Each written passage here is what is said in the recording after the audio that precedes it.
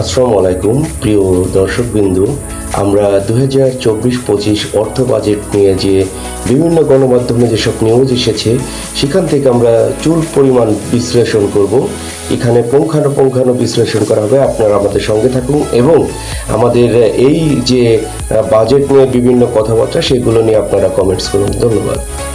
দেখুন আপনারা, আগামীকাল পেশ হতে যাচ্ছে 2024-25 অর্থ বছরের বাজেট নিয়ে সাধারণ মানুষের প্রত্যাশার খবর জানতে রাজধানীর মহাখালী কাঁচাবাজার থেকে যোগ দিচ্ছেন সহকর্মী মেহের মনি। সরাসরি চলে যাচ্ছি তার কাছে।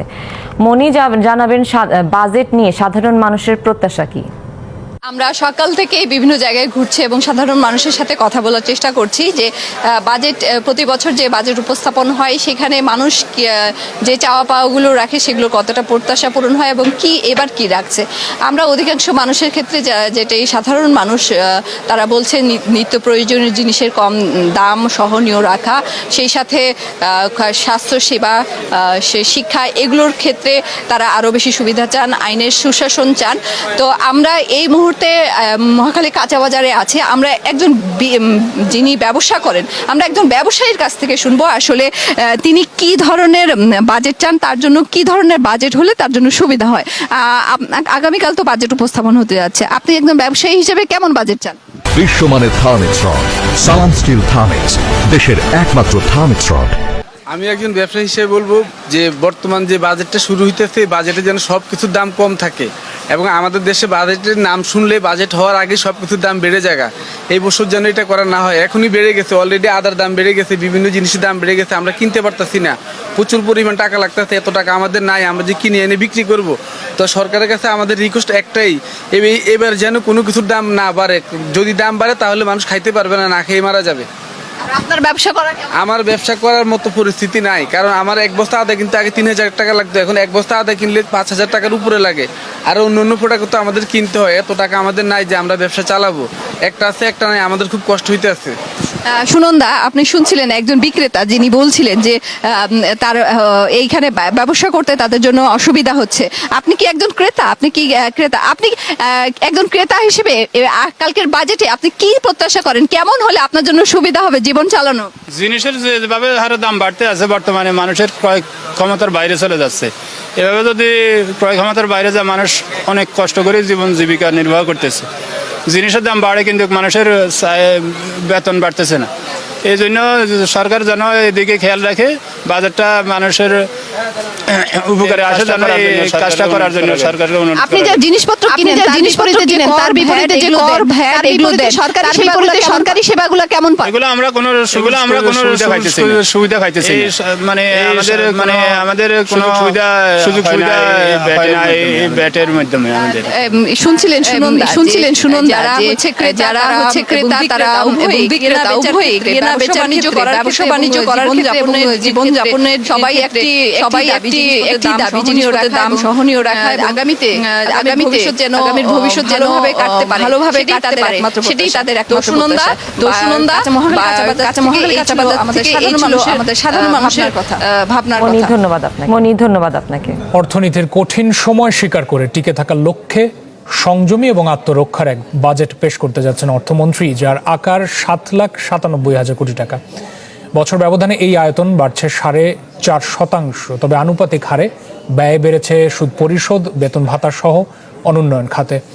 আর ঘাটতির টাকা মেটাতে এবারও বড় নির্ভরতা থাকছে ব্যাংক ব্যবস্থার উপর। ইমদাদ হক বিস্তারিত জানাবেন। বেশ কয়েক বছর ধরেই অর্থনীতিতে স্পষ্ট নানামুখী টানাপোড়েন আর অস্থিরতা। চড়া মূল্যস্ফীতি খেয়ে নিচ্ছে সাধারণের আয়, বিনিয়োগ খরা আর আর্থিক টানাটানিতে আসছে না প্রত্যাশিত বিনিয়োগ। এমন অবস্থা মোকাবেলা করতেই অতীতের সম্প্রসারণশীল বাজেট দেওয়ার প্রবণতা থেকে বের হয়ে একরকম উল্টো পথে হাঁটল সরকার। 2024-25 অর্থ বছরের বাজেটের আকার 7,97,000 কোটি টাকা, যা চলতি অর্থ বছর থেকে বাড়ল মাত্র 4.5%। অর্থাৎ মূল্যস্ফীতি সমন্বয় করলে প্রকৃত অর্থে কমেছে বাজেটের আকার। তাহলে এই বাজেটে কিভাবে অর্জিত হবে প্রবৃদ্ধির লক্ষ্যমাত্রা? বিশেষত যেসব রাজস্ব, যেসব প্রস্তাব আসবে বা ভর্তুকি প্রত্যাহারের একটা প্রস্তাব আসতে পারে, আমাদের প্রণোদনা কাঠামোর পুনর্বিন্যাসের একটা প্রস্তাব আসতে পারে। এগুলো করতে যাতে করে সাধারণ মানুষের যে জীবনমানের যে অবনমন হয়েছে সেটা যাতে আমরা বন্ধ করতে পারি এবং তাদেরকে কিছুটা সুরক্ষা দিতে পারি। শিক্ষা স্বাস্থ্যের মতো যেসব জনগুরুত্বপূর্ণ খাত আছে সেগুলোকে বরং এইবার অগ্রাধিকার দেওয়া, রেদার দেন আমাদের অবকাঠামো বা অন্যান্য যেসব আমাদের নতুন নতুন বিনিয়োগ যেগুলো আছে সেখানে কিছুটা সংযত হওয়া প্রয়োজন বলে আমার মনে হয়। মূলত মূল্যস্ফীতি নিয়ন্ত্রণকে প্রধান লক্ষ্য ধরেই বাজেটের আয়তন বাড়ানোর দিকে নজর দিতে পারেনি সরকার। তবে নতুন বাজেটে এনপিআরের রাজস্ব আদায়ের লক্ষ্য ধরা হয়েছে 4,80,000 কোটি টাকা, যা বছর ব্যবধানে বেড়েছে মাত্র 11%। যদিও কমানো হয়েছে এনবিআরের বাইরে অন্য উৎস থেকে আদায়ের লক্ষ্যমাত্রা। নতুন বাজেটে ঘাটতি থাকছে 2,56,000 কোটি টাকা, যা পূরণে ব্যাংক থেকে ধার করা হবে 1,37,500 কোটি।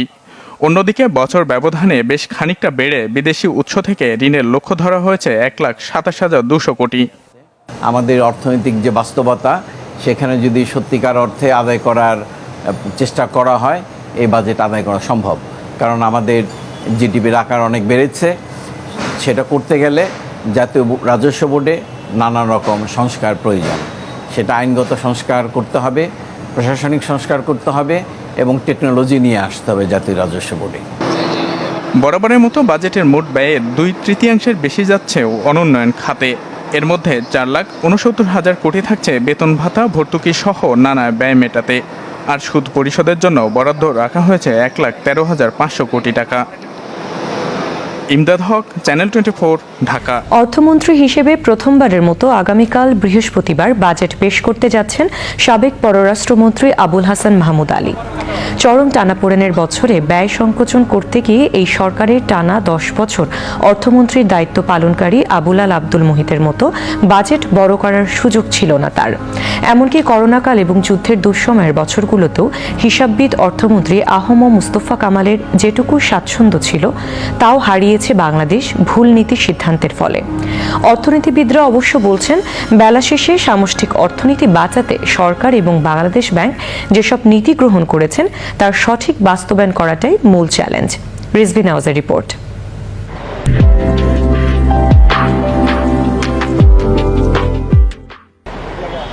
2024-25 অর্থবছরের বাজেটের সম্ভাব্য আকার ঠিক হয়েছে 7,97,700 কোটি টাকা। এই ব্যয় করতে গিয়ে সরকার আয়ের লক্ষ্য চূড়ান্ত করেছে 5,40,000 কোটি টাকা। ঘাটতি ধরা হতে পারে 2,57,000 কোটি টাকা। ঘাটতি মেটাতে অভ্যন্তরীণ উৎস থেকে ঋণ করা হবে 1,57,000 কোটি টাকা, আর বিদেশি ঋণ পাওয়ার আশা 1 লাখ কোটি টাকা। আয় করা সম্ভব হবে না নিশ্চিত জানার পরও কেবল অঙ্ক মেলাতে জাতীয় রাজস্ব বোর্ডের কাঁধে চাপানো হচ্ছে 4,80,000 কোটি টাকা আহরণের লক্ষ্যমাত্রা। আমরা কিন্তু একটা গভীর খাদের দিকে চলে গেছিলাম, অলরেডি আছি, এখনো তার প্রান্তে আছি। ইনফ্লেশন কি কমেছে? কমেনি। আমার রিজার্ভ কি বেড়েছে? রাজস্ব কি বেড়েছে? বাড়ে নাই। আমার সবগুলো খাতে ইন্ডিকেটরই আমার গ্রোথ কি বেড়েছে? বাড়ে নাই, কমেছে। তাহলে আমি কি অ্যাচিভ করলাম? That's a complete failure.